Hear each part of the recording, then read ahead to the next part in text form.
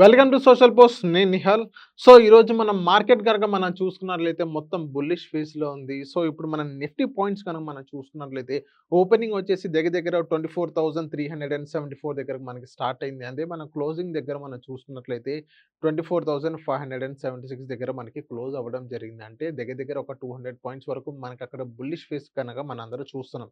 So ఇదే market మనం golden ratio profile ఇండికేటర్లో ఎలా ఉండబోతుంది అని మనం తెలుసుకుందాం.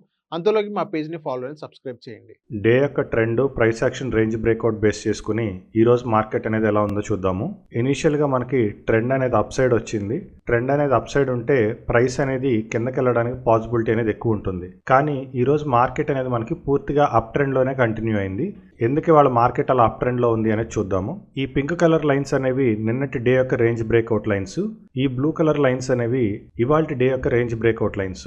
ఈరోజు మార్కెట్ ఓపెనింగ్ అనేది నిన్నటి డే యొక్క రేంజ్ బ్రేక్అవుట్ కన్నా పైన ఓపెన్ అయింది కాబట్టి ఇనీషియల్గా మార్కెట్ పాజిటివ్గా స్టార్ట్ అయింది. తర్వాత కరెంట్ డే యొక్క రేంజ్ బ్రేక్అవుట్ను కూడా బ్రేక్ చేసి మార్కెట్ అనేది పూర్తిగా పైకి వెళ్ళింది. మార్కెట్ పాజిటివ్గా ఉన్నప్పటికీ ఒక 2 అవర్స్ తర్వాత నుంచి కంప్లీట్గా మార్కెట్ అనేది మనకి రేంజ్ బౌండ్లో ఉండిపోయింది. ఎందుకు మార్కెట్ అలా రేంజ్ బౌండ్లో ఉంది అంటే ఈరోజు ట్రెండ్లో మనకి గోల్డెన్ రేషియో అనేది రెసిస్టెన్స్గా యాక్ట్ చేస్తుంది. సో కంప్లీట్గా గోల్డెన్ రేషియోలో నుంచి కూడా బయటకు వెళ్ళుంటే ఖచ్చితంగా మనకి మార్కెట్ అనేది ఇంకా ట్రెండింగ్ అయి ఉండేది. కానీ ఇక్కడ గోల్డెన్ రేషియో అనేది రెసిస్టెన్స్గా యాక్ట్ చేస్తూ ప్రైస్ అనేది గోల్డెన్ రేషియోను బ్రేక్ చేసి బయటకు వెళ్ళలేదు కాబట్టి ఓవరాల్గా మార్కెట్ అనేది మనకి రేంజ్ బౌండ్లో ఉండిపోయింది. ఇది ఈరోజు డే యొక్క price action, range breakout, trend ప్రకారం market analysis. Golden ratio profile hourly analysis ప్రకారం ఈరోజు మార్కెట్ అనేది ఎలా ఉందో చూద్దాము. ఈరోజు మార్కెట్లో మనకి ఫస్ట్ 2 అవర్స్ ట్రెండింగ్ అయిన తర్వాత రిమైనింగ్ 4 అవర్స్ మార్కెట్ అనేది రేంజ్ బౌండ్లో ఉంది. ఇటువంటి సిచ్యువేషన్స్లో మనకి ఫ్యాన్ అసలు ఏ విధంగా హెల్ప్ చేస్తుంది అనేది కొన్ని ఎగ్జాంపుల్స్ చూద్దాము. ఈ కేసులో మనకి బ్రేక్అవుట్ ఐడెంటిఫైర్ అనేది ఫ్యాన్ ఎడ్జ్ని క్రాస్ చేసింది. అక్కడే మనకి వాల్యూమ్ సపోర్ట్ చేస్తున్నాయి. తర్వాత సిపిఆర్ కన్నా కూడా ప్రైస్ అనేది మనకి కిందకు వచ్చింది. అయితే సిపిఆర్ కన్నా ప్రైస్ కిందకు వచ్చిన తర్వాత కరెక్ట్గా నెక్స్ట్ యాంగిల్ని టచ్ చేసిన తర్వాత ప్రైస్ అనేది మనకి ఇమ్మీడియట్గా రివర్స్ అయిపోయింది. ఇమ్మీడియట్గా రివర్స్ అయిపోయి మళ్ళీ అక్కడి నుంచి ప్రైస్ అనేది మనకి అప్ ట్రెండ్ కంటిన్యూ అయింది. ఎందుకు ఇలా అప్ ట్రెండ్ కంటిన్యూ అయింది అంటే ఆపోజిట్ సైడ్లో మనకి గేమ్ అనేది ఎక్స్ట్రీమ్ వీక్ జోన్లో ట్రేడ్ అవుతుంది.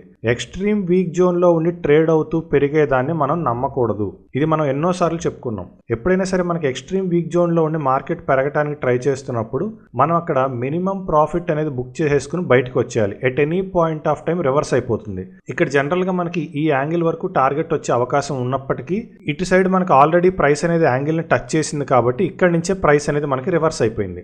సో ఫ్యాన్లో మోస్ట్ ఇంపార్టెంట్ పాయింట్ ఏంటి అంటే ఎక్స్ట్రీమ్ వీక్లో ఉండి పెరిగేటప్పుడు market at any point of time reverse అవుతుంది. కరెక్ట్గా మనకి ఫ్యాన్ ఈ విషయం చెప్పకపోయి ఉంటే మనం జస్ట్ సిపిఆర్, వాల్యూమ్ ప్రొఫైల్ సపోర్టివ్గా ఉంది కాబట్టి ఇక్కడ ట్రేడ్ తీసుకుని మనం వెయిట్ చేస్తాము. అది మనకి మేజర్ ప్రాఫిట్ ఇవ్వకుండా రివర్స్ అయిపోయి మొత్తం స్టాప్ లాస్ హిట్ అయిపోతుంది. ఈ ఎగ్జాంపుల్లో పుట్లో మనకి బ్రేక్అవుట్ ఐడెంటిఫైర్ అనేది ఫ్యాన్ ఎడ్జ్ని క్రాస్ చేసింది. అక్కడి నుంచి ప్రైస్ అనేది మనకి కిందకు వచ్చింది. కరెక్ట్గా ఫ్యాన్ ఎడ్జ్ దగ్గర ప్రైస్ అనేది రివర్స్ అయింది. తర్వాత కాల్లో మనకి ప్రైస్ అనేది ఫ్యాన్ ఎడ్జ్ నుంచి కిందకు వచ్చేసింది.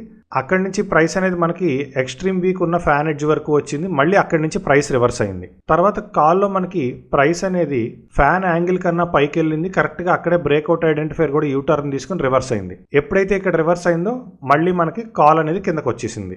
అంటే ఇక్కడ మనకి కాలు, పుట్టు రెండు కూడా విత్ ఇన్ ద ఫ్యాన్లో ఉన్నాయి. ఎప్పుడైతే రెండు విత్ ఇన్ ద ఫ్యాన్లో ఉంటాయో బ్రేక్అవుట్ ఐడెంటిఫైర్ కానీ లేదా ప్రైస్ కానీ ఫ్యాన్ యాంగిల్స్ని ఎక్కడ క్రాస్ చేస్తుంటే మార్కెట్ అక్కడి నుంచి మూవ్మెంట్ వస్తుంది. ఇక్కడ మనకి పర్టికులర్గా 1 అవర్లో మనం ఏదైతే గోల్డెన్ సిపిఆర్ బ్రేక్అవుట్ జోన్గా పెట్టుకున్నామో ఆ జోన్ నుంచి 4 టైమ్స్ క్రాస్ చేసింది. ఇక్కడ ఒకసారి పైకి క్రాస్ చేసింది, ఇక్కడ కింద క్రాస్ చేసింది, మళ్ళీ పైకి క్రాస్ చేసింది, మళ్ళీ కింద క్రాస్ చేసింది. కేవలం మనం గోల్డెన్ సిపిఆర్ మీద డిపెండ్ అయి ఉంటే ఇక్కడ మనకి ప్రతిదీ స్టాప్ లాస్ హిట్ అయ్యే అవకాశం ఉంటుంది. కానీ మనం ట్రెండ్ని బేస్ చేసుకొని గేమ్ అనేది చూస్తే పర్ఫెక్ట్గా ఉంటుంది. ట్రెండ్లో ఎప్పుడైతే మనకి బ్రేక్అవుట్ ఐడెంటిఫైర్ కానీ ప్రైస్ కానీ యాంగిల్స్ని క్రాస్ చేస్తూ ఉంటుందో అక్కడి నుంచి మనకి ప్రైస్ మూవ్మెంట్ అనేది యాజ్ పర్ ఆ ట్రెండ్ డైరెక్షన్లో వెళ్తుంది.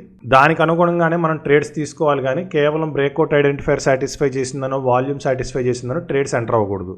ఇంకొక మోస్ట్ ఇంపార్టెంట్ పాయింట్ ఏంటి అంటే ఈరోజు ఎక్స్పైరీ డే అయినప్పటికీ ఇక్కడ కాల్స్లోనూ మనకి ప్రైస్ అనేది జీరో అవ్వలేదు, ఇటు పుట్స్లోనూ ప్రైస్ అనేది మనకి జీరో అవ్వలేదు. మనం 1% రూల్ని బేస్ చేసుకుని కాలు, పుట్ ఆప్షన్స్ కనుక సెలెక్ట్ చేసుకుంటే ఈవెన్ మనకి ఎక్స్పైరీ డే రోజు కూడా మనకి ప్రీమియం డికే అనేది జరగదు. అప్ టు 315 వరకు గేమ్ అనేది మన కంట్రోల్లో ఉంటుంది. లాస్ట్ 15 మినిట్స్లో ఇలా మనకి గేమ్లో మనకి ఎటువంటి ఫ్లక్చువేషన్ లేకుండా డాట్గా ఇలా వెళ్ళిపోతూ ఉంటుంది. సో మనం 1% రూల్ని ఎందుకు ఫాలో అవ్వాలి అనే దానికి ఇది ఒక బెస్ట్ ఎగ్జాంపుల్. ఇది గోల్డెన్ రేషియో ప్రొఫైల్ ఇండికేటర్లో ఇలా ఉంది. సో మీకు దీని గురించి ఇంకా మీకు ఈ ఇండికేటర్ గురించి కానీ ఈ కోర్స్ గురించి కానీ మీకు ఇంకా డీటెయిల్గా ఇన్ఫర్మేషన్ కావాలంటే స్క్రీన్ పైన కనిపిస్తున్న నెంబర్కి కాల్ చేసి తెలుసుకోండి. అందులో మా ఛానల్ ఫాలో సబ్స్క్రైబ్ చేయండి.